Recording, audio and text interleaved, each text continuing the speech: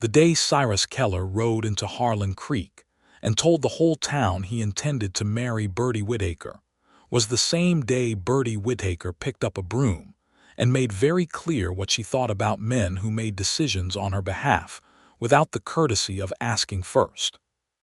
It was the spring of 1878, and Harlan Creek, Colorado Territory, was the kind of town that had grown up fast and rough around a single muddy main street, a handful of timber-framed storefronts, a livery stable that smelled like the honest truth about hard living, and a saloon that never seemed to close no matter how loudly Reverend Aldous complained about it on Sunday mornings.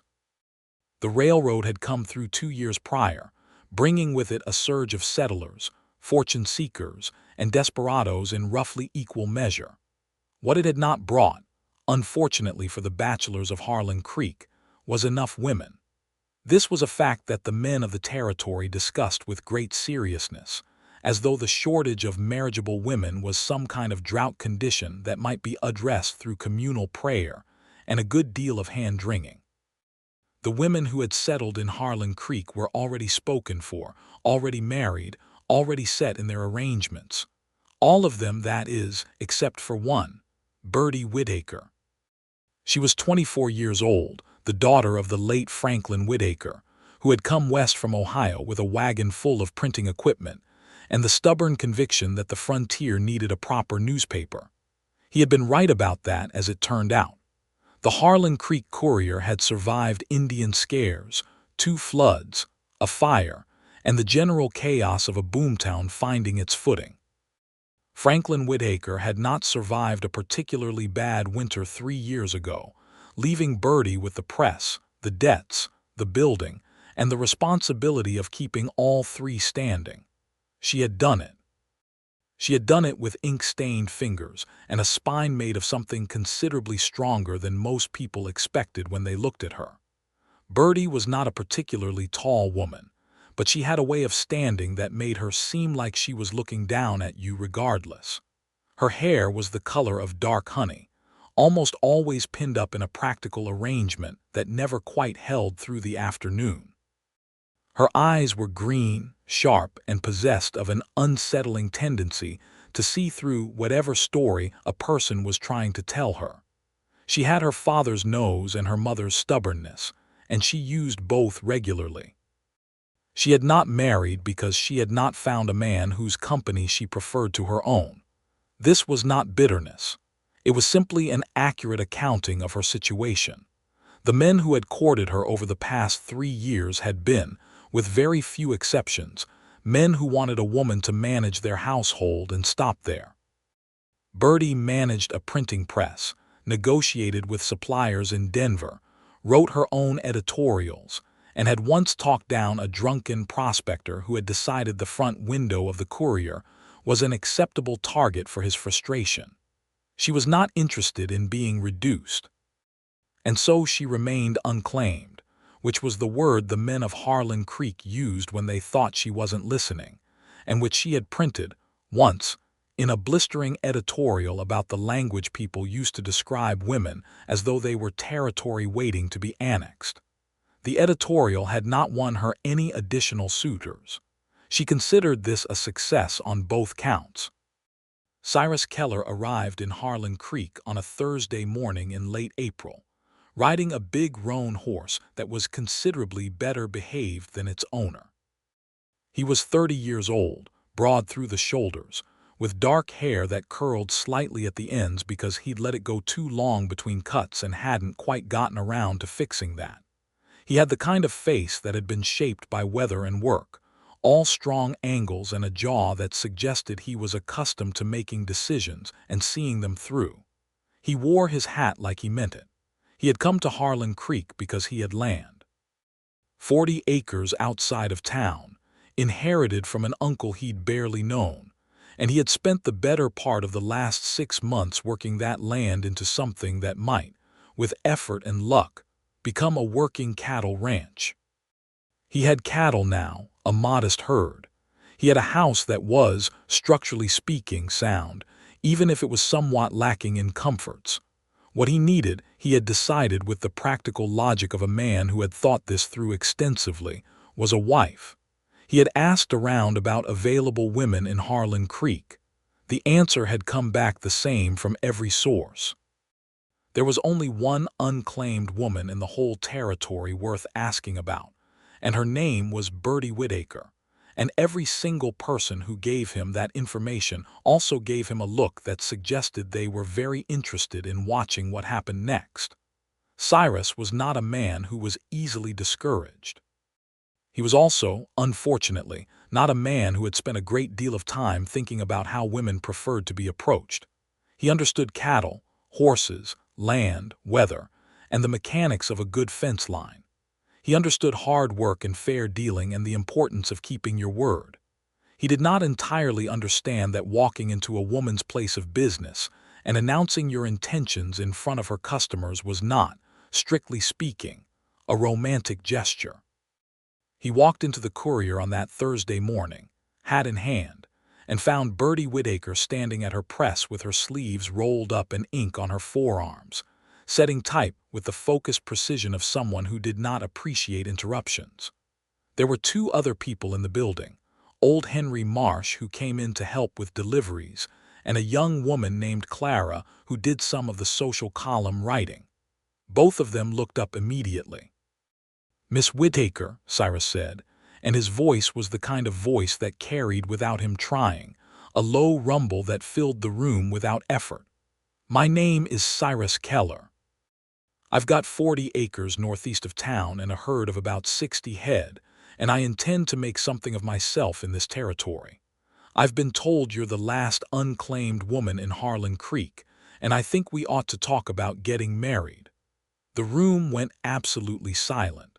Birdie did not move for a long moment. She finished setting the piece of type she had been working on, placed it with deliberate care, and then turned slowly to look at this man who had just walked into her place of business and said those words out loud in front of witnesses. She looked at him the way she looked at a poorly sourced news story, with extreme skepticism and a determination to get to the bottom of it. "You think we ought to talk about getting married," she repeated. Her voice was entirely calm. "Yes, ma'am." He seemed to feel this was going well. "And what," she said, "made you think that walking into my newspaper and announcing that in front of my employees was an appropriate way to introduce yourself to a woman?" Cyrus opened his mouth, closed it, opened it again. "I suppose I thought it was direct." "Direct," she said. "Yes, ma'am. It was direct," she agreed. "It was also presumptuous, rude, and it ignored the rather significant detail that I haven't said a single word to you in my life, and therefore have no opinion about you whatsoever, which is a significant obstacle to the kind of conversation you seem to be proposing." Henry Marsh made a sound that might have been a cough or might have been a laugh, quickly suppressed. Clara had stopped pretending to work entirely. "I understand that," Cyrus said, and to his credit he did not retreat. He held his ground in his hat and looked at her with those dark eyes that were, she noted reluctantly, quite direct themselves. "I didn't say I was asking you to marry me today. I said I thought we ought to talk about it. And I have plenty to say about that," Birdie said, and she picked up her broom. She did not hit him with it. This was, perhaps, what he was expecting because he took a small step backward. What she did instead was use it to usher him very firmly toward the door, not touching him, simply making clear through the positioning of herself and the broom that the conversation was over and he was leaving. "Come back when you've thought about how to introduce yourself to a person like a human being," she told him, and closed the door. She went back to her press. She was aware that Henry Marsh was watching her with the barely contained delight of a man who had just witnessed something he would be telling people about for years. Clara had written something in her notebook, which Birdie chose not to think about too hard. "Not a word," Birdie said to both of them. "Of course," said Henry, entirely unconvincingly. The story was all over Harlan Creek by noon. Birdie had known it would be. Towns like this one ran on news, and she was the one who made the news, which meant she had a complicated relationship with being the subject of it. She heard about it second and third hand. The way the telling of it kept growing, Cyrus Keller riding up to claim Birdie Whitaker and Birdie chasing him out with a broom. She printed none of it, for the simple reason that she refused to make herself a spectacle in her own newspaper. What she did do, late that afternoon, was sit down at her writing desk after Henry and Clara had gone home and think about it with the same rigorous honesty she applied to everything else. The man had been presumptuous. He had been clumsy. He had made assumptions about her that she found irritating in the specific way that only assumptions from people who didn't know you could be.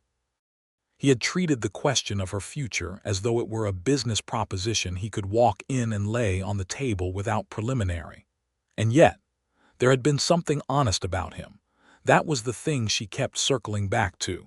He had not tried to flatter her.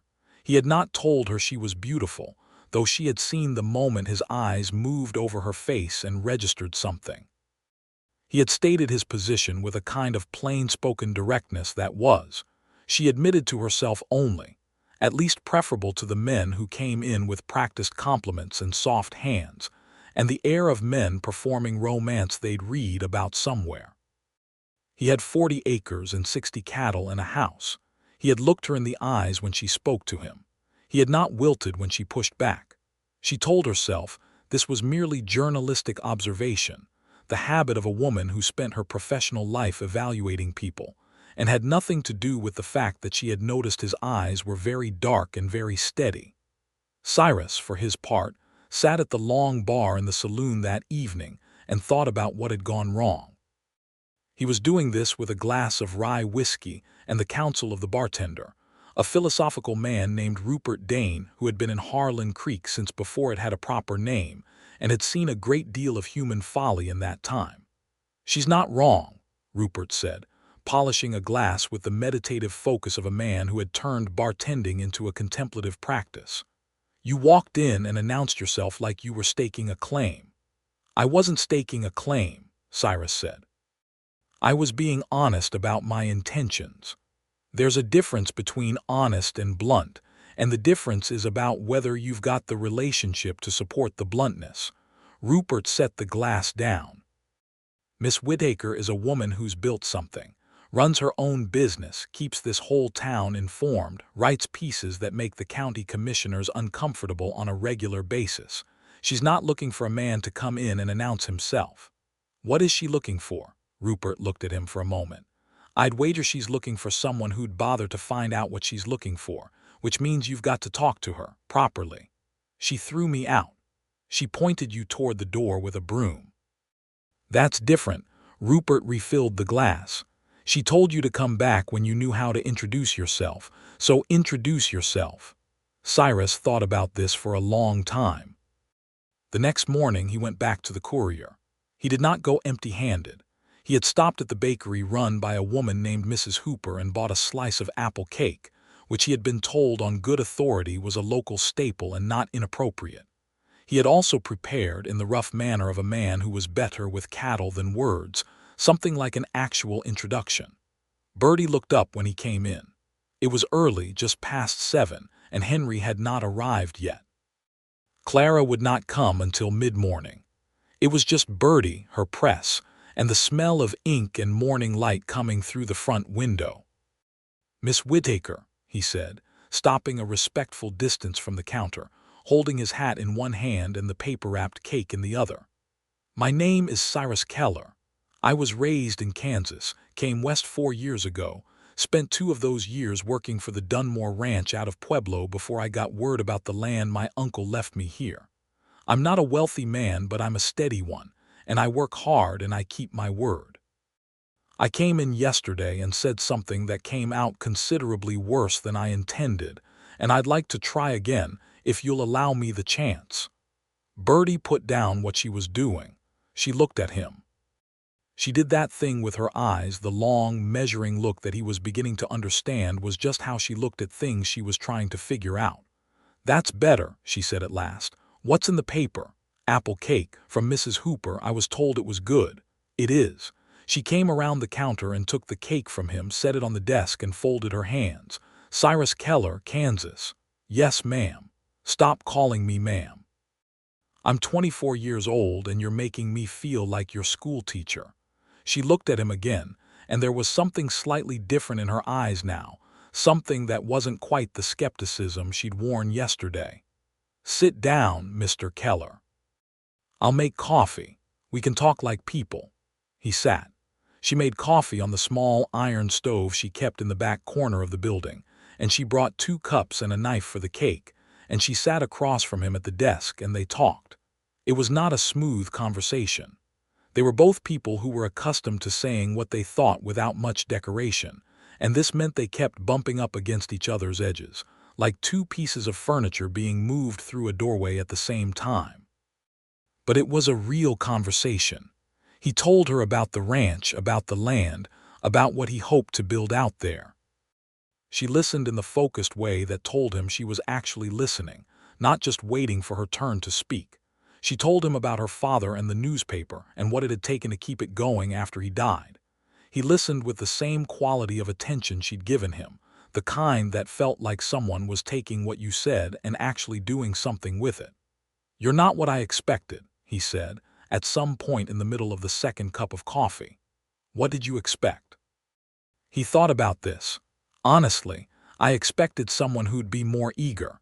The way people talked about it, the situation, I suppose I assumed the woman would be, ready to hear a proposal." Birdie looked at him with an expression that was somewhere between amusement and exasperation. "The situation," she repeated. "You mean the fact that I'm not married?" "Yes. And what does that tell you?" "Apparently," he said slowly as though working it out, "it tells me that you've been perfectly content not to be, and that any man who walks in assuming otherwise is going to find himself pointed at the door with a broom." "Exactly right," she said, but she was almost smiling. He came back the next day, and the day after that. Not always with cake, sometimes with something he'd read about in one of the back issues of the Courier that he'd gotten from the lending library. Some question he wanted to ask her about what she'd written, some point he disagreed with or wanted to understand better. He had opinions which surprised her. She had expected, given the opening performance, a man who was all practicality and no inner life. Instead, she found someone who thought about things, who had a view of the world shaped by years of hard work and observation, who was occasionally wrong and was not, when she pointed this out, defensive about it. He was, she began to understand, a fair man. He was the kind of fair that came not from training but from temperament, from a basic and seemingly inborn conviction that things ought to be square. She found herself looking forward to the mornings he came in. She did not examine this too closely. Harlan Creek, meanwhile, was watching. This was unavoidable. Harlan Creek was a town of perhaps 300 souls, and any development of a personal nature among its inhabitants was considered communal property. The fact that Cyrus Keller was courting Birdie Whitaker, or was at least making a genuine attempt at it, was the most interesting thing to happen since the bank had been robbed the previous summer. People had opinions. They always did. The men, on the whole, seemed to be rooting for Cyrus with the particular enthusiasm of a crowd, watching a man attempt to tame a difficult horse, which was an analogy Birdie was informed of secondhand, and which she did not find complimentary to herself. The women of Harlan Creek were more divided. Some of them, the ones who had been friendly with her father and understood what she had built, thought she should take her time. Others thought she was being foolish, that a woman alone in the territory needed the protection of a husband, that Cyrus Keller seemed solid and decent, and what exactly was she waiting for? The Reverend Aldous gave a sermon that was, in Birdie's editorial judgment, an extremely transparent attempt to discuss the importance of a woman's domestic calling without using her name directly. She printed a response in the next edition of the Courier about the various callings that women in the territory had demonstrated, including running newspapers, driving cattle, practicing medicine, and keeping small towns from descending into complete disorder. Reverend Aldous did not speak to her for 2 weeks, which was not noticeably different from his usual behavior. It was on a Saturday in mid-May, about 3 weeks after his arrival, that something happened which shifted the whole arrangement. Birdie had ridden out in the early afternoon to speak with a farmer named Taggart who had filed a complaint against the mining company operating to the east of town. The mining company had been diverting water, and the effects were being felt by every small farmer in the area, and Birdie was writing a series of pieces about it that she suspected would make someone very uncomfortable. She wanted to get the details straight from Taggart himself. She was on her way back, about 2 miles from town on the road that cut through a shallow canyon, when her horse, a sensible mare named Ida who was not normally given to dramatics, shied hard at a rattlesnake crossing the road. Birdie was a decent rider, but the movement was sudden and unexpected, and she went off to the side, managing to keep a foot in the stirrup long enough to slow her fall but landing hard on her right wrist and her hip on the rocky ground. Ida, to her credit, did not bolt. She stood about 10 feet away looking apologetic and wary of the snake, which had moved on and was no longer visible. Birdie sat up, assessed the damage with the brisk practicality she applied to all problems, and determined that her wrist hurt considerably but was probably not broken, and her hip would be sore for a week, and she was dusty and irritated but functional. Getting back up onto Ida was going to require some maneuvering. She was working on this problem when she heard hooves on the road behind her, and looked up to find Cyrus Keller riding toward her with the alert expression of a man who had just seen something go wrong from a distance and had been riding toward it. He got down off his horse before it had fully stopped, which was a skill she noted automatically, and crossed to her in a few long strides, crouching down to her level without making her feel like she was being looked down at. "Are you hurt?" "My wrist," she said, "and my dignity." He took her right hand with careful fingers, not grabbing, just supporting, and looked at the wrist with concentrated attention. He pressed 2 fingers along the side of it and watched her face. "Does that hurt?" "Yes, like a sharp hurt or a deep hurt." She thought about this. "Deep. Probably not broken," he said, which matched her own assessment, and she appreciated that he said probably rather than certainly. "Can you move your fingers?" She could, with effort and discomfort. He helped her to her feet with the same careful attention, one hand steady at her elbow, the other ready but not pressing, and she was upright, and she was, in a way that irritated her because she was not accustomed to it, grateful. "I can get back on Ida," she said. "You can," he agreed. "Let me help you." He helped her. He didn't make a production of it, didn't lift her like she was fragile, just provided the solid support she needed to get her foot in the stirrup and get herself up, and then stepped back once she was settled. He handed her the reins. "There was a snake," she said, by way of explaining Ida's behavior. "I figured." He got back on his own horse. "I'll ride back with you." She started to say she didn't need him to, and then stopped. She looked at her wrist, which was beginning to swell slightly at the joint. She looked at the road, which was still 2 miles from town. She looked at Cyrus Keller, who was sitting on his horse in the late afternoon light looking like he had no particular agenda beyond seeing her home safely. "Fine," she said. They rode in relative silence, which was comfortable in a way that surprised her. He did not fill the space with nervous talk or false reassurance. He just rode beside her, at a pace that matched hers, keeping his horse's rhythm steady so as not to jar her wrist with any sudden movement. She noticed that. She noticed the deliberateness of it, the consideration it implied. "The Taggart farm," she said after a while. "The mining company has been diverting the East Creek water flow. 3 families have had their wells run dry or close to it. I'm writing about it." "I know Taggart," Cyrus said. "Good man, works that land by himself since his wife died." "Did you know about the water?" "I heard talk." He was quiet for a moment. "I've got my own well on my land. It's still running, but I've been watching the level. If the diversion continues at the rate they're going, it could affect my cattle operations by late summer." She looked at him. "Would you be willing to be quoted in the piece I'm writing?" "Yes," he said without hesitation.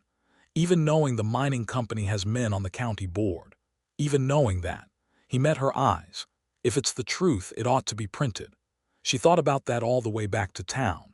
She thought about a man who would agree, without fuss or self-interest calculation, to put his name in a newspaper piece that might make powerful people look at him unfavorably, because it was the truth and it ought to be printed. The doctor in Harlan Creek was a careful man named Dr.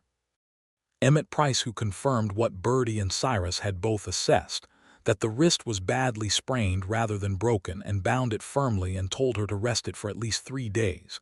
She thanked him. She ignored the 3 days part immediately. Cyrus had waited outside the doctor's office. She found him there when she came out, leaning against the post with his arms crossed, looking at the street with the patient expression of a man who had learned how to wait. "You don't need to wait," she said.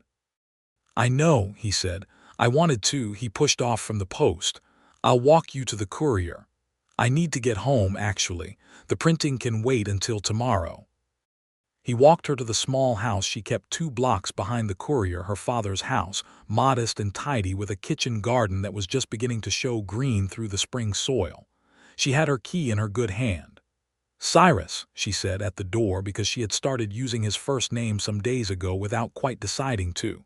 He stopped. "Thank you," she said, "for coming up the road when you saw the fall, for the wrist assessment, for agreeing to be quoted." She paused. "For waiting outside the doctor's office." He looked at her for a moment. The evening light was doing something warm and interesting to the angles of his face, which she chose not to think about specifically. "I'd like to court you properly," he said, "if you're willing, not the way I started, better than that." She considered him. She thought about everything she had observed over the past 3 weeks, the mornings of coffee and argument and honest conversation, the way he had ridden up the canyon road toward her without hesitation, the way he had said yes without fuss when she asked him to put his name to something difficult. "I'm willing," she said, "on the condition that you understand what that means. Courting me doesn't mean deciding things for me.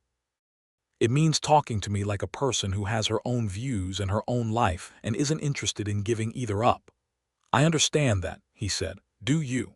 "I'm learning it," he said, which was more honest than yes and considerably more convincing. "But I'm a fast learner when the subject is worth it." She went inside.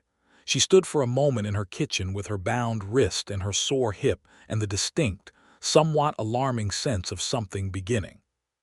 The spring passed into summer in the way that Colorado summers arrived, with a sudden assertive warmth that turned the hills gold and green in equal measure, and filled the air with the smell of sage and distance. Cyrus came to town 3 or 4 times a week, and Birdie found that she organized her schedule slightly around when he was likely to appear, which was something she observed about herself with the same clear-eyed skepticism she applied to everything else, and then decided to stop fighting. He took her riding on a Sunday afternoon in early June, out toward the eastern hills where the country opened up into wide rolling grassland, and they rode side by side talking about his cattle operation, which she knew nothing about, and she asked questions, and he answered them without the condescension that some men brought to the explaining of things to women. "The grass here is better than anything I worked on in Kansas," he said, looking out over the land with an expression she was beginning to recognize, the one that appeared when he was thinking about something that genuinely pleased him. "The elevation does something to the quality of it. The cattle take to it well. How many head are you hoping to build to?" 200 would make it viable," he said. "Long term, 300 would be comfortable. I've been in contact with a buyer in Denver who's interested in a regular supply relationship. If I can establish a track record over the next 2 or 3 years, the thing can grow. You've thought about this seriously." "I've thought about almost nothing else for the past 2 years," he said, and there was something in the way he said it, a kind of plain admission that made her understand that this land and this plan were not casual ambitions. They were the thing he had built his life around. "What made you come west?" she asked. "Specifically." The honest answer. He was quiet for a moment, the way he was quiet when he was deciding how to say something truthfully rather than safely. "Kansas," he said, "is a place where a man without land is working someone else's vision until he dies. I worked good men's ranches for years and I was good at it, and I knew it would never be mine. When my uncle's land came to me, I had about $40 in my pocket and a horse and a set of tools, and I came out here because it was the only chance I was ever going to get at something that was actually mine." He looked at her. "I don't think that's a noble answer. It's just the true one." "It's a better answer than most people give," she said. She told him in return about her father, about what it had been like to run the paper in those first months after his death, the printers in Denver who hadn't wanted to deal with a woman, the advertisers who had threatened to pull their business, the readers who had written to say they'd be getting their news elsewhere once she'd clearly run the Courier into the ground. About the evening she had sat alone in the press room and counted the coins in the cash box and figured out, to the month, how long she could keep the doors open. "What did you do?" he asked. "I stayed open," she said. "I worked. I wrote better than anyone expected me to. And eventually the town understood that I was going to keep going regardless of what they thought, and they adjusted." He looked at her with an expression she hadn't seen on him before, something that went beyond the steady assessment he usually gave her. "I believe that completely," he said. In late June, the mining company situation came to a head. Birdie's series of articles had drawn attention from the county seat, and a representative from the county board came to town to investigate the water diversion claims. The mining company's local manager, a sharp-eyed man named Callista Vane, was not pleased about this, and he made his displeasure known in a variety of ways that culminated in a visit to the Courier's offices, in which he stood on the other side of Birdie's counter and told her, in a measured and menacing tone, that it would be in her best interests to let the matter rest. Birdie listened to this speech in its entirety. Then she said, "Thank you for your time, Mr. Vane," picked up her pen and wrote down the substance of what he had said in front of him in her notebook. "What are you doing?" he said. "Taking notes," she said. "For the paper." A mining company representative threatening the editor of a newspaper is news. He left. She printed it. Cyrus came in that afternoon, having heard about the visit, and found her setting type with a slightly elevated color in her cheeks and the look of someone who had spent the morning at war and was prepared to keep fighting indefinitely. "Are you all right?" he asked. "I am excellent," she said. "He came in and threatened me, and I printed it. He's going to look like a fool in front of the whole county. He's also going to be angry. Let him be." She looked up. "I didn't come out here to be frightened into silence by men who don't want the truth told. My father didn't either. This is what the Courier is for." He looked at her for a long moment. "I know," he said. "I just want to know you're safe. I've been safe and I've been unsafe, and I've been comfortable and I've been scared, and what I've learned is that none of those things are reasons to stop doing what's right." She softened slightly, which she reserved for very few people. "But thank you for asking. Can I stay? Help Henry with the deliveries?" She looked at him. This was new territory. He had visited, he had not stayed and worked alongside her people. "If you're useful," she said. "I am generally useful," he said. He was. He carried bundles of the new edition with Henry through the afternoon, moving through the town with an efficiency that suggested he was accustomed to figuring out tasks quickly. He fixed a squeaking hinge on the back door that had been annoying her for 2 months, without being asked, with a thoroughness that suggested he would not leave a thing half done. By evening, when Henry had gone home and Clara had long since left, he was sitting in the chair across from her desk while she wrote up the notes from the county representative's visit, and the quiet between them was so easy and natural that she was 3 paragraphs into her article before she was fully conscious of how settled the room felt with him in it. "You're good at being quiet," she said, without looking up from her writing. "My mother used to say I had the gift of stillness," he said. She meant it as a compliment, I think. "It is one," she said. "Most men in a room need to fill the silence with something. Silence is useful," he said. "You can hear things in it." She looked up then, because that was exactly the kind of thing she thought but had never heard another person say out loud. He was watching her with those steady dark eyes, and there was something in his expression that was open in a way that made her breath do something unexpected. She went back to her article. Her pen was slightly unsteady for approximately one paragraph before she brought it back under control. July arrived with heat that shimmered off the main street of Harlan Creek and made the mountains to the west look like they were drawn on paper, flat and blue. The county investigation into the water diversion concluded with a formal ruling that the mining company had to restore the creek to its original course, a ruling that Birdie covered in full, and that caused considerable celebration among the farming families east of town. Taggart came into the Courier the morning after the ruling was published and shook Birdie's hand with both of his, which was about as emotional as Taggart ever got, and told her that she had done her father proud. She did not cry. She went into the back room and cried very quietly for about 2 minutes, and then came back and finished her work. Cyrus, who had been by that afternoon, took one look at her and seemed to understand without her saying anything that it had been an important day. "Come out to the ranch Sunday," he said. "I want to show you something." She came on Sunday. She rode out on Ida in the morning, the air still cool enough that she was glad for her light jacket, and found his land in the clear light of a Colorado summer morning, the grass running gold and green across the rolling hills, the cattle moving slowly through it with the unhurried confidence of animals who knew they were where they were supposed to be. The house was small and solidly built, timber-framed with a stone chimney, 2 front windows looking out toward the east where the mountains cut the sky. There was a barn, a good-sized kitchen garden that was producing well, a chicken coop he'd added in May, a water pump that worked with an efficiency that spoke of maintenance and care.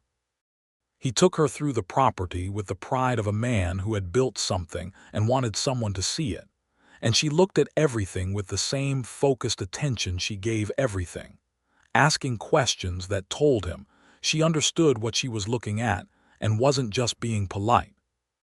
They stood at the top of the eastern rise above the house, looking out over his pasture at noon, the land spreading away from them toward the blue-purple distance of the mountains. "This is what you meant," she said, "when you talked about it in Kansas." "Yes," he said, "this is it." She looked at it for a long time. The cattle below, the grass, the mountains, the sky that went on farther than you could quite take in, the house small and real and solid in the middle of it. "It's good land," she said. "It is," he agreed. She looked at him sideways. He was looking at the land too, at his land, with that expression she knew now as happiness, the plain, uncomplicated, earned kind. "Cyrus," she said. "Birdie," he said, and the fact that he said her name the same way she'd said his, with a weight and directness that meant something, made something happen in her chest. "I think," she said carefully, "that I might be falling in love with you. I want to be clear that this is extremely inconvenient and I'm not entirely happy about it." He turned to look at her.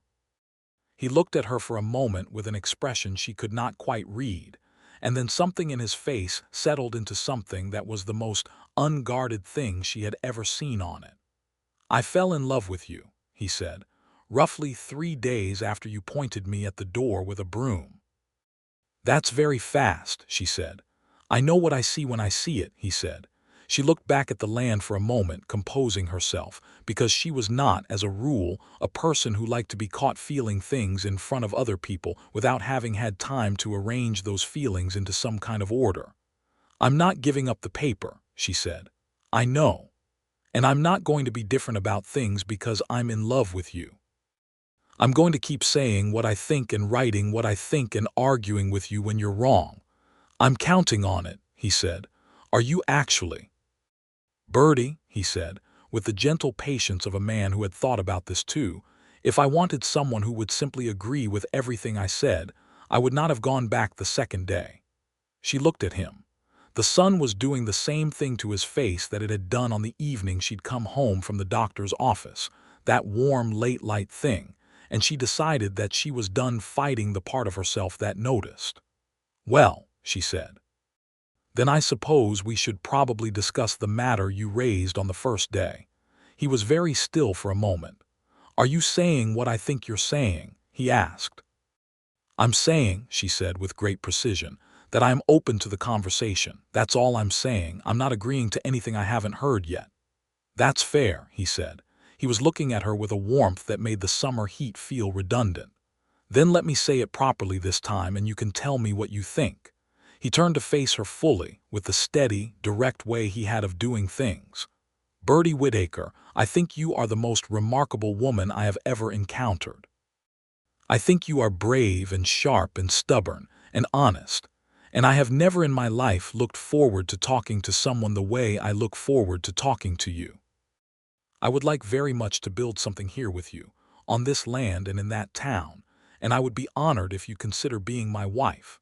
But I want you to take the time you need, and I want you to know that there is no version of this where I'm asking you to be anything other than what you already are." She stood there in the Colorado summer light and thought about what he just said, and then she thought about what it would be like to say no, and then she thought about what it would be like to say yes. "Yes," she said. "I will consider it," he blinked. "I'm not saying no," she clarified. "I'm saying I want to think about it for a week because I don't make important decisions without thinking, and this is the most important decision of my life, and I'd like to do it properly." He looked at her and then he laughed. It was a real laugh, surprised out of him, full and genuine, and it was the first time she had heard him laugh like that, and she thought it was one of the best sounds she had ever heard. "All right," he said. "A week." "A week," she confirmed. She spent the week thinking about it with the thoroughness she brought to everything. She weighed it honestly, the practical side and the personal side, the risks and the rewards, what she would gain and what she might lose and what she would not lose, because she had already made clear that losing it was not negotiable. She talked to no one about it because it was hers to decide, and that was precisely the point. On the 7th day, she walked out to the ranch in the afternoon.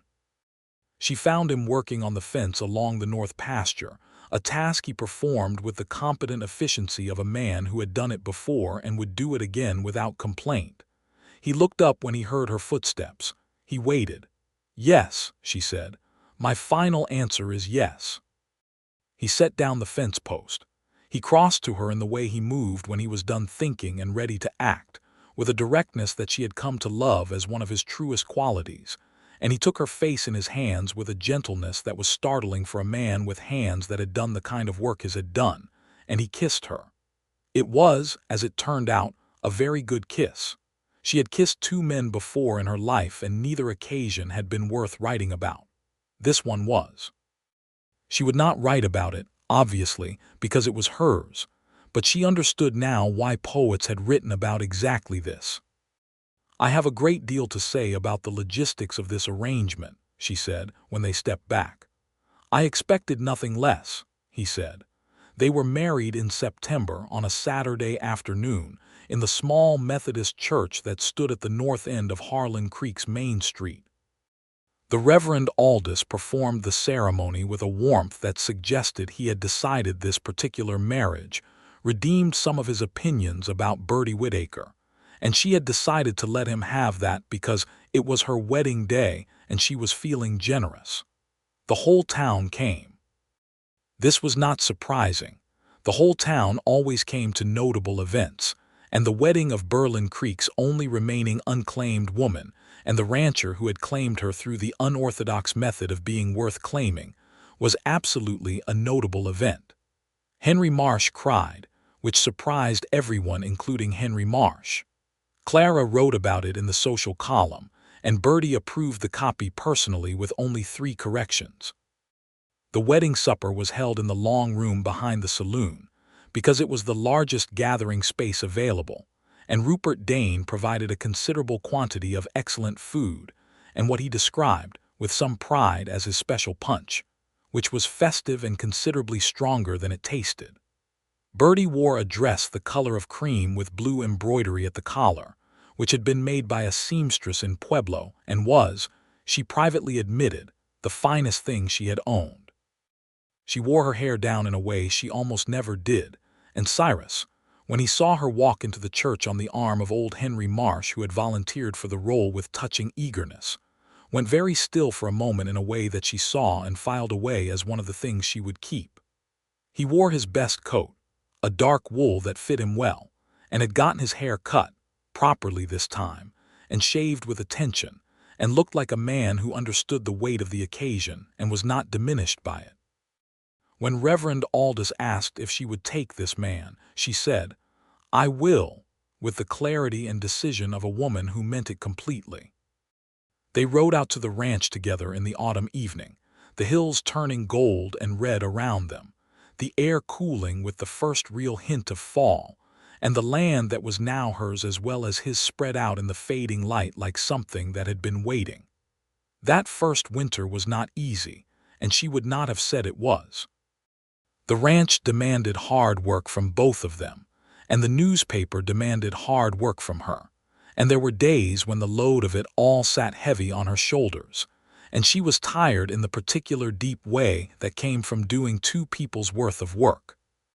There were also evenings when she came home, or when he came to the courier to ride home with her, and the fire was going and supper was ready, and there was something warm and solid about walking into a life that was shared, something she had not known she was missing because she had never had it. They disagreed, regularly and sometimes loudly. She had not been wrong to predict that. He thought she took too many risks with the mining company coverage. She thought he was too cautious. She thought his tendency to solve problems alone before telling her about them was infuriating. He thought her refusal to admit when she was exhausted was going to catch up with her.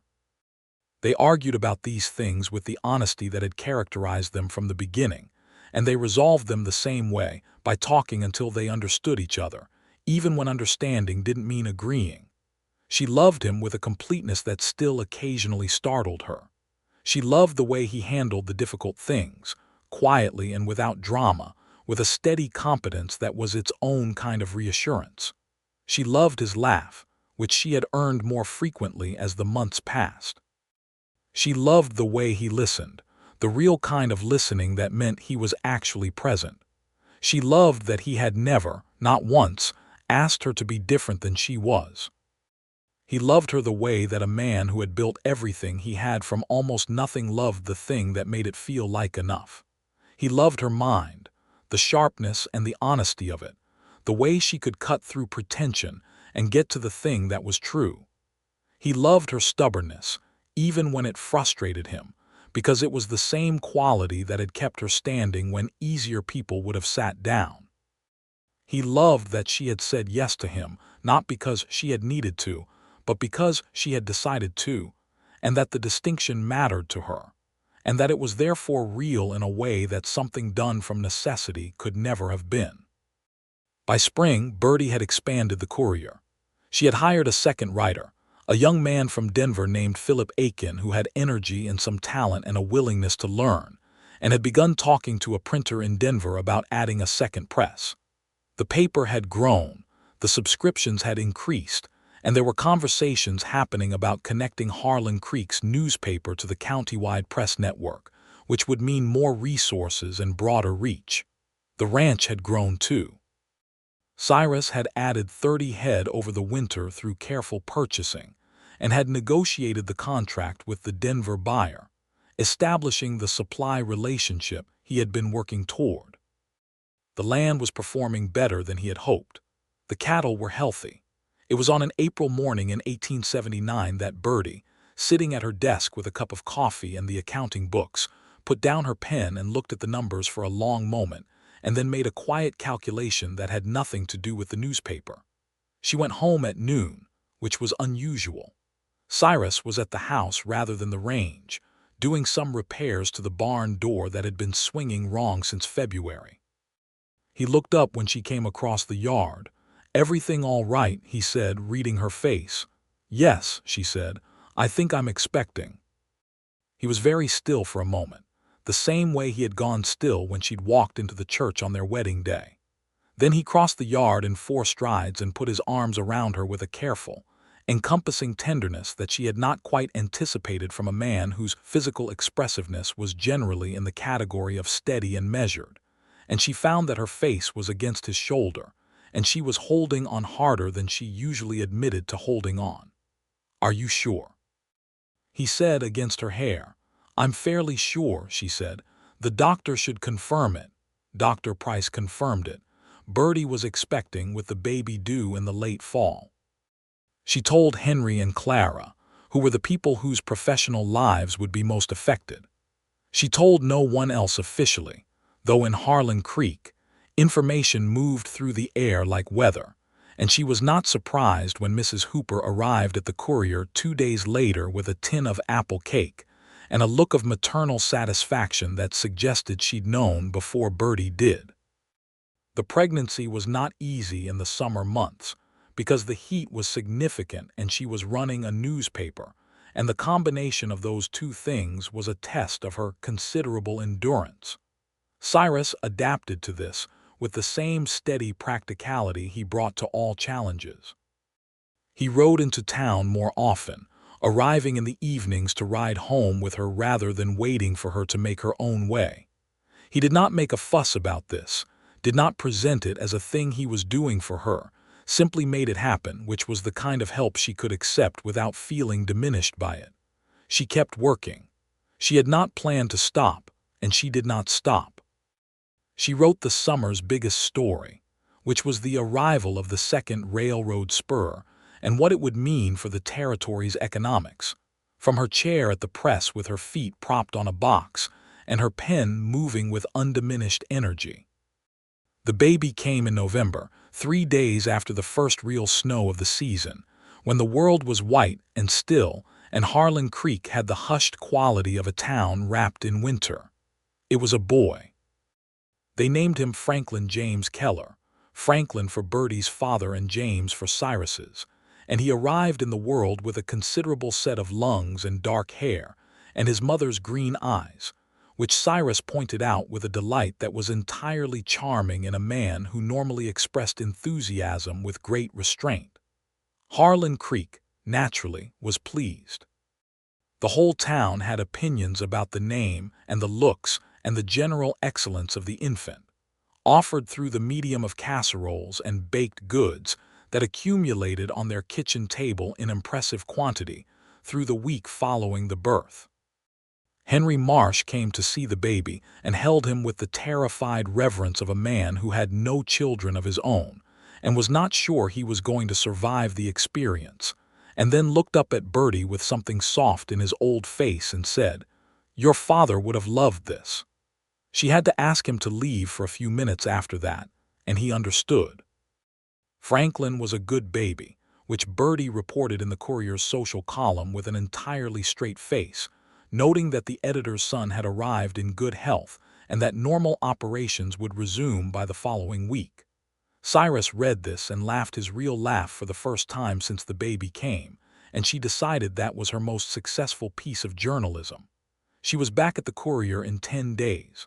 This was, apparently, scandalous. She did not find it scandalous. She found it necessary because she had a business to run, and she had Philip Aiken and Henry Marsh to help, and she also had a husband who came in every afternoon and stayed with the baby in the back room while she worked, which she had not asked him to do and which he did anyway, sitting in the chair with Franklin tucked in the crook of his arm with the same careful, natural competence he brought to everything. "You're very good at that," she said, one afternoon, looking at the two of them from across the room. "He's easy to hold," Cyrus said, which was both entirely true and an understatement in the specific way he usually understated things that mattered to him. "You're going to spoil him," she said. "Probably," he agreed, entirely unrepentant. The winter passed and spring came again, the second spring of their marriage and the first of Franklin's life, and Harlan Creek continued to grow and change around them in the way of boom towns finding their footing, new people arriving, new buildings going up, the rough edges of the frontier beginning to wear slightly smoother without losing the essential quality that made it itself. The Courier had the second press now.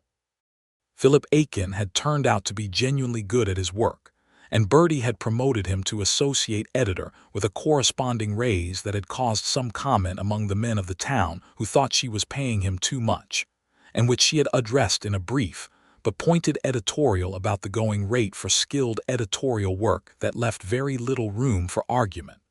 The ranch had grown to 110 head. The Denver contract was running well. Cyrus had hired 2 hands, brothers named Walt and Ed Carver. solid and reliable men who had come out from Missouri and knew cattle and were grateful for steady work. The operation was beginning to look like what he had imagined when he'd first stood on that land 3 years ago. On a warm evening in June, they sat on the porch of the ranch house in the last light of the day, Franklin asleep inside, the cattle quiet in the far pasture, the mountains doing the thing they did at that hour, turning a deep purple that looked painted. "I was thinking about the courier," Birdie said. "What about it?" "I want to try to connect it to the territory paper network. It would mean some loss of independence, but also resources for the kind of coverage I can't do on my own right now.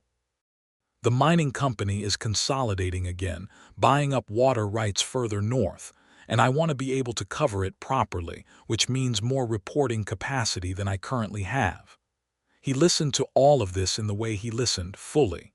"What would you need to make it work?" he asked. "Money for the network fees and Philip's time, mostly."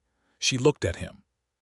"The ranch is doing well enough now that I thought I'd ask your view on using some of the household money to fund it, since it would come from the joint account."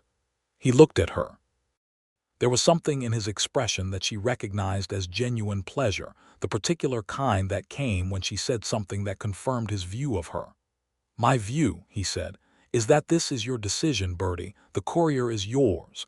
If you need the money from the joint account for it, you have the same access to it that I do. You don't need to ask my permission."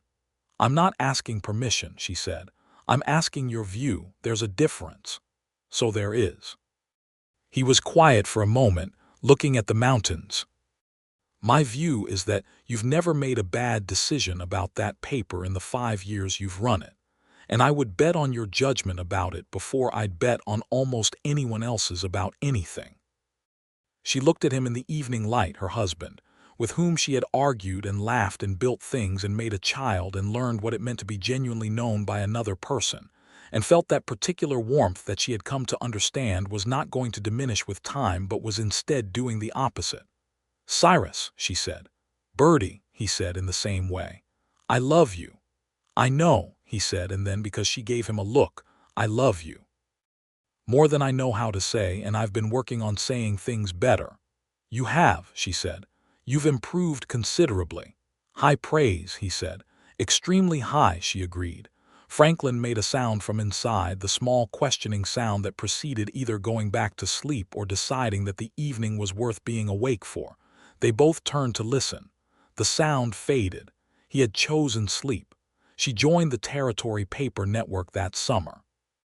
It gave her the resources to cover the Northern water rights story properly, and the coverage ran through July and August and resulted in a second county investigation, this one broader in scope and with consequences for the mining company's operations across 3 separate properties. The story was picked up by the Denver papers and credited to the Harlan Creek Courier and its editor, Birdie Keller née Whitaker, which was how she had decided to handle her byline. It was, Cyrus told her, reading the Denver paper's citation, the most impressive thing he had ever seen with her name on it, which was saying something given what she'd been putting her name on for years. 2 years passed with the steady, particular richness of years that are full of real things. Franklin learned to walk, and then to run with the determined speed of a child who has places to be, and took to following his father around the property, with an earnestness that suggested he intended to understand cattle ranching from the ground up as soon as he was physically capable. He also spent considerable time in the back room of the Courier, developing a fascination with the moving type that Birdie both encouraged and kept a very close eye on. Cyrus expanded the northern fence line and added another 30 head, and began a serious conversation with a rancher south of town about a grazing cooperation agreement that would benefit both their operations. The Carver brothers were still with them, dependable and content, and had become something like fixtures of the place. It was in the autumn of 1881, when Franklin was just past 2 years old and the ranch had grown to 160 head, and the Courier's circulation had doubled since Birdie had joined the territory network, that things shifted again. Birdie had been feeling tired in a way that was, by now, familiar. She knew what it meant. She confirmed it with Dr. Price in October and came home to tell Cyrus in the kitchen after Franklin had gone to sleep, and he received this news with the same quality of stillness he'd had the first time, the stillness of a man who is in the presence of something that matters. Then he said, "Are you all right?" "I'm well," she said. "Tired, but well."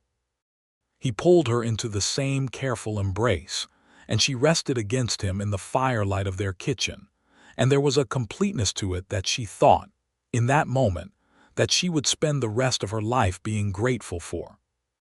Not because she had needed it, but because she had chosen it, and it had turned out to be exactly what she had chosen and nothing she had not. "Another one," he said quietly.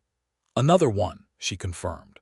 The second baby came in early June of 1882, a girl this time, with Birdie's dark honey hair and Cyrus's dark eyes, which was a combination that promised considerable authority when she grew into it. They named her Eleanor Ruth. Eleanor because Birdie had always loved the name, and Ruth for Cyrus's mother, who had died when he was 17, and whom he spoke of with a quiet and lasting tenderness. Eleanor arrived into the world with considerably less drama than her brother had, and appeared from the outset to have decided that she would observe the situation before rendering her verdict on it. Franklin, who was now 2.5 and had opinions about everything, announced that she was small and proceeded to appoint himself her primary guardian, a role he took very seriously. Birdie, lying in their bed with Eleanor in the crook of her arm and watching Cyrus show Franklin how to look at the baby without startling her, thought about the first day she had seen Cyrus Keller, when he had walked into her printing office with his hat in his hand, and announced that he intended to marry the last unclaimed woman in the territory. She thought about what she had thought of him then, which was that he was presumptuous and clumsy, and probably not worth the trouble. She thought about all the mornings of coffee and argument that had come after, and the afternoon on the road when he had ridden toward her without hesitation, and the summer day on the hill above the east pasture when she had told him she was falling in love with him, and he had said he'd been in love with her since roughly the third day. She thought about the way he had listened every time, and the way he had said yes without fuss when she'd asked him to put his name on something difficult, and the way he had laughed when she'd said she needed a week to think about marrying him, the surprised, genuine laugh that had been one of the best sounds she'd ever heard. She thought about the fact that she had been right to take the week. She had been right to make him work for it. She had been right not to say yes to anything she hadn't heard yet, and she had been right to say yes when she'd heard it. She had been right about all of it, which was not something she said about herself without evidence, but she had the evidence now. She had 4 years of it, and it was considerable. Cyrus looked up from Franklin and met her eyes across the room, and she saw in his face the same thing she'd been feeling, that particular clear-eyed, full-hearted contentment that had nothing to do with everything being easy and everything to do with everything being real. "Come here," she said. He came, sitting on the edge of the bed, and Franklin climbed up beside him with the confidence of a child who knew his territory, and Eleanor opened her eyes briefly and appeared to evaluate the situation and find it acceptable and closed them again. "I have plenty to say," Birdie said, looking at Cyrus. "You always do," he said. "I mean right now," she said. "I want to say something to you." He waited the way he always waited, with that steady, complete attention. "I am glad," she said carefully, because she meant every word of this and was choosing them accordingly, "that you walked into my office that Thursday morning and said what you said. I am glad I threw you out. I am glad you came back. I am glad I took the week, and I am glad I said yes at the end of it, and I am glad we are here on this ranch in this territory with this newspaper and these cattle and this child and now this one. And I want you to know that I chose all of it deliberately, every part of it, and I would choose it again." He looked at her for a long moment. "So would I," he said, "every day of it. Even the arguments.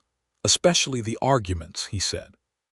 She laughed, which woke Eleanor briefly, who expressed her opinion and then decided to resume sleeping, and Franklin, emboldened by the general warmth of the occasion, announced that he would like a biscuit, which was his standard response to any significant emotional situation.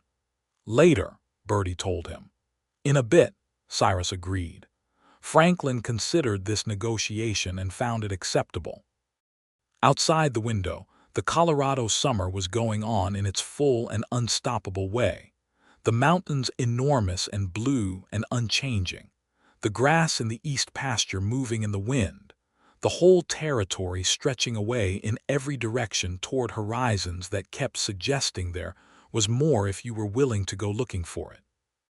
In the printing office 2 miles away in Harlan Creek, the second press stood ready, and Philip Aiken had the week's edition nearly set, and there would be news tomorrow and the day after and every day that followed, because there always was, and Birdie Whitaker Keller would write it, because that was who she was and who she had always been and who she would remain.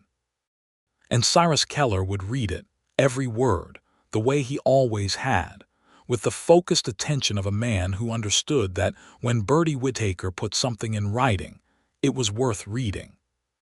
The seasons turned over the ranch and the town and the territory with the reliable indifference of seasons that do not concern themselves with human arrangements. Harlan Creek grew, as towns did in those years, adding a proper hotel and a second bank and a school building that replaced the single-room arrangement they'd been making do with. The school was an occasion for one of Birdie's most celebrated editorials, a piece about the education of girls in the territory that generated letters from 3 counties and was reprinted in full in the Denver paper, which reached the desks of enough people, with influence that the school board approved a girls' curriculum that matched the boys in scope and rigor. Reverend Aldous, by this point, had largely given up his ambivalence about Birdie Whitaker Keller, and had arrived at a position that could best be described as cautious admiration. He had found that her editorials, even the ones he disagreed with, were consistently grounded in the welfare of the community, which was something he could not, in good conscience, argue against. He baptized both Franklin and Alina and did so with the particular warmth he reserved for families he had decided were, on balance, good for the town. Franklin started school in the fall of 1884.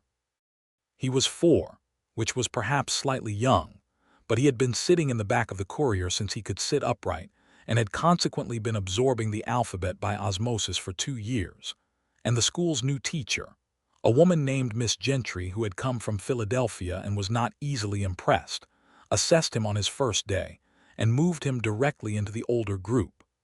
Cyrus received this news with an expression of quiet pride so intense it was nearly visible from across the room. Alina, at 2, had begun demonstrating an interest in the ranch that went beyond watching. She followed her father with the same earnest determination her brother showed, but where Franklin was interested in understanding things, Alina was interested in doing them, and she had been caught twice trying to help with the feeding operations in ways that showed a grasp of the mechanics and a complete disregard for the logistics of her size relative to a feed bucket. "She's going to be trouble," Cyrus said, watching her across the yard. "She's going to be remarkable," Birdie corrected. He looked at her sideways. "Those aren't mutually exclusive." "No," she agreed, "they're not." Walt Carver married a woman named June from the town that winter, a quiet ceremony at the church that Birdie covered in the social column with warmth and Clara's assistance. Ed Carver had his eye on someone further north and was working up to doing something about it, which Walt reported with the resigned exasperation of a brother who has watched a man complicate something simple for too long. "Tell him to go introduce himself properly," Birdie said, when Cyrus passed this information on. "That's your advice from personal experience." "From personal experience," she said. "The key word is properly." The ranch hit 200 head in the spring of 1885, which was the number Cyrus had said, on a Sunday afternoon on the East Hill 4 years earlier, would make the operation viable. He came in from the count that morning and told Birdie across the kitchen table, and she looked at him and remembered exactly when and where he had said that number to her and what she had been thinking about in the weeks that followed it. 200, she said. 203, actually, he said. How does it feel? He thought about this in the honest way he thought about things. Like I did what I said I was going to do, he said, and like now I want to see what comes next. 250, she said. Maybe, he said, or something else. The buyer in Denver has been talking about a contract that would be big enough to warrant an expansion of the facilities. Barn, additional hands, a proper bunkhouse. He looked at her. What do you think? I think you should do it, she said. The land supports it, and you know this operation better than anyone. And frankly, the idea of you having 300 head of cattle and a proper bunkhouse makes you significantly more interesting as a source for my agricultural reporting. He laughed, the real laugh, the one she had been collecting for 7 years now, and which she thought privately showed no signs of losing its effect on her. Summer brought the expansion plans, and with them, the busy, organized chaos of building. The new barn went up in July, a properly sized structure that Walt and Ed and 2 additional hired men from town built over 3 weeks in the heat, with Cyrus working alongside them every day from first light. Birdie came out on Saturdays with the children and covered the progress for the Courier's agricultural section, which she was expanding because the territory's farming and ranching community was growing faster than she could keep up with, and there was genuine appetite for news about it. Franklin, who was 6 now, had decided that he wanted to help with the construction, and was assigned to the task of handing nails, which he approached with a seriousness of purpose that made the hired men hide smiles behind their hats.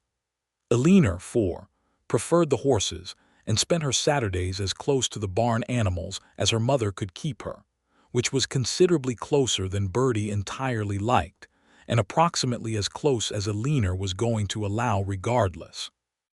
It was during one of those summer Saturdays, in the afternoon when the building crew had taken a water break, and the children were occupied, and Cyrus had come to sit beside her where she was writing her notes in the shade of the old oak at the east corner of the house, that she set down her pen and looked at him and thought about 7 years ago, a Thursday morning in spring when a stranger had walked into her printing office. "Cyrus," she said. "Birdie," he said. "Do you know what I thought when you came in that first morning?" He considered. "That I was an idiot. That you were presumptuous," she said, "clumsy, and possibly not worth the trouble. And now—" She looked at him, at the face she knew as well as she knew her own now, at the hands that had built things and held babies and helped her off a horse on a canyon road and held her face with a gentleness that still sometimes surprised her, at the eyes that were the same steady dark they had always been, that looked at her and had always looked at her like she was the most interesting thing in any room. "And now," she said, "I think you are the best decision I ever made, and I make good decisions." "You do," he agreed. "I was there when you made this one. I remember it being extremely carefully considered." "A full week," she said. 7 days, he confirmed. "I aged considerably in those 7 days." "You were fine," she said. "I was not fine," he said, "but it was worth it." She reached over and took his hand, which was not something she did frequently in public, being constitutionally resistant to displays that invited comment. But there was no audience here except the oak tree and the Colorado summer, and she felt like it. He turned his hand and held hers, the easy, certain way of a man who had been doing it long enough that it was second nature.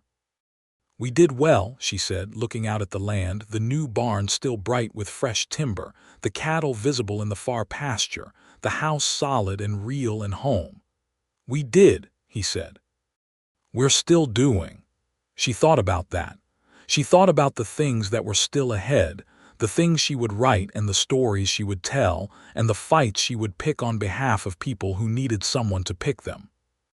She thought about the water rights coverage and the school curriculum piece, and what she was going to write next winter about the territory's push toward statehood, and what it might mean for the people who had been here longer than any of them, and whose rights were routinely treated as inconveniences in the broader story of Western settlement. She intended to write about it directly, because the Courier was a newspaper and a newspaper's obligation was to tell the truth, even the parts that made people uncomfortable, especially those. She thought about Franklin at school, already ahead of his class, and a leaner on the ranch, already more capable than her size suggested, and the life that was going on around all of them in the big, indifferent, magnificent territory that had become, undeniably and completely, home. She thought about Cyrus Keller, who had walked in with a hat in his hand and said the wrong thing in the right way, who had come back the next day and said it better, who had learned and grown and held his ground and held her and laughed when she'd needed him to, and been quiet when she'd needed that, and always talked to her like she was a person whose views mattered and whose decisions were her own. "I have a great deal to say," she said, which was what she had told him in the beginning and what was still true, and what she suspected would remain true until the last day she drew breath. "You always do," he said, which was what he always said. The sun was moving toward the mountains in the way it moved in those long summer afternoons, turning everything it touched to gold, and the children's voices came from somewhere around the barn, and the new timber caught the light, and the grass moved in the wind, and the whole thing, all of it, was theirs. She had claimed it, every bit as much as he had. They had claimed it together, which was the only kind of claiming that had ever made sense to her. Harlan Creek grew into a proper town over the years that followed, and Birdie Whitaker Keller's newspaper grew with it, expanding its coverage and its staff and its reach until the Harlan Creek Courier was one of the most respected papers in the territory. When Colorado was admitted to the Union in 1876, it had already been a state by then, but the years that followed brought new questions about governance and land and rights that Birdie covered with the same unflinching attention she had always brought to the truth. She hired more writers. She trained them the way her father had trained her, with rigor and honesty and the fundamental insistence that the job of a newspaper was to serve the people who read it, not the people who might prefer silence. She wrote about the Ute people whose land had been taken in the years after the Meeker affair of 1879, which had resulted in a removal that she called, in print, by its accurate name, and which generated the most letters to the editor the Courier had ever received from people on every side of the question. She printed them all. She wrote her own response, carefully and without equivocation. Cyrus read every word as he always had. He disagreed with some of her conclusions about the practical politics of the territory's land situation, and he told her so directly, and they argued about it across the kitchen table with the engaged intensity of two people who respected each other enough to take the argument seriously. Neither of them changed their fundamental position, but both of them understood it better by the end. "You're still wrong," she told him at the end of that particular argument. "I'm not," he said. "But I take your point. Those are contradictory statements." "Not really," he said. "Both things can be true." She thought about this, because she was honest enough to think about things that challenged her, and decided that in this specific case he was making an interesting point, though she was not going to tell him so that evening. The ranch reached 300 head in 1887, the long-term comfortable number he'd named in those first weeks of their acquaintance. He added a fourth hand and the bunkhouse he'd been planning, and the Carver brothers were still with him, Ed having eventually done something about the woman to the north, with results that Walt described as thoroughly satisfactory. Franklin was 11, serious and bookish, and already showing a journalist's instinct for the question underneath the question. He spent his summers between the ranch and the Courier with the equal passion of a child who had been raised between two worlds and considered both of them his. He was going to be tall, already reaching Birdie's shoulder, with Cyrus's build coming in and her eyes and her quick mind. Eleanor was 9 and had decided, with the certainty of a child who knows her own mind early, that she intended to work with horses. This was not a surprise to anyone who had watched her for the past 9 years. She had a gift for it that was recognizable even in a child, something in the way she moved around them, the calm and the attention, and the horses responded to her in a way that Cyrus, who knew horses well, recognized as genuine and not common. "She'll be training by the time she's 12, he said. "She'll tell us when she's ready," Birdie said. "And she will be ready, she just needs the years." "I know," he said. "I'm not rushing her." "Good," she said. He looked at her with the expression that appeared when he was amused by something he also agreed with. "You know, you still argue with me about things I agree with." "Old habit," she said. "Good habit," he said. On a November evening in 1889, when Franklin was 12 and Eleanor was 9, and the Courier had just run its biggest edition of the year, and the ranch had finished its best season, and the fire was going in the hearth of the house on the ranch that had grown from a small, solid structure into something with real rooms and real comfort, Cyrus and Birdie sat together on the porch in the cold, clean air, the stars overhead doing what stars did over Colorado, which was to go on in complete indifference to human affairs and be magnificent about it. 11 years, she said. "Almost," he said. "November. 11 years since you walked into the Courier and announced yourself." "I've improved since then," he said. "Significantly," she said. He put his arm around her and she leaned into him, which she did without thinking now, the way the body learns the things that belong to it. His coat was warm and smelled like the outdoors and wood smoke, which were, she had come to understand, the specific sensory experience of home. "Birdie," he said. "Cyrus," she said. "I want you to know something." She looked up at him.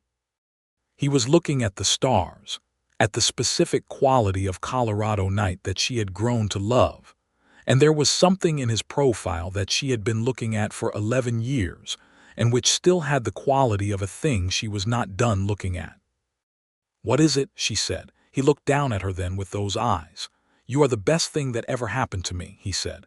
"The ranch, the cattle, the land, all of it, everything I built, none of it would mean what it means without you in it. I want you to know that I know that, not because you need to hear it, but because it's true and you deserve to know that someone sees it." She was quiet for a moment, looking at him in the November dark. "I know," she said. "I see it too, what we built." "All of it," he said. "All of it," she agreed. Inside the house, Franklin called out something to Eleanor that was answered with a sound suggesting that the negotiation of siblings was proceeding in its usual fashion. The fire crackled. An owl called from somewhere in the cottonwood trees along the east fence. The mountains were out there in the dark, enormous and permanent, the same mountains they had always been. "I have something to say," she said. "You always do," he said, and she heard the smile in his voice. "I love you," she said. "I loved you before I was ready to admit it, and I loved you when I told you, and I have loved you every year since, and I intend to keep doing it for as long as I have, which I intend to be a very long time." "Same," he said. "That's not eloquent," she said. "No," he agreed, "but it's completely true." He tightened his arm around her. "I've been working on the eloquence for 11 years. "You've improved," she said. "Thank you," he said.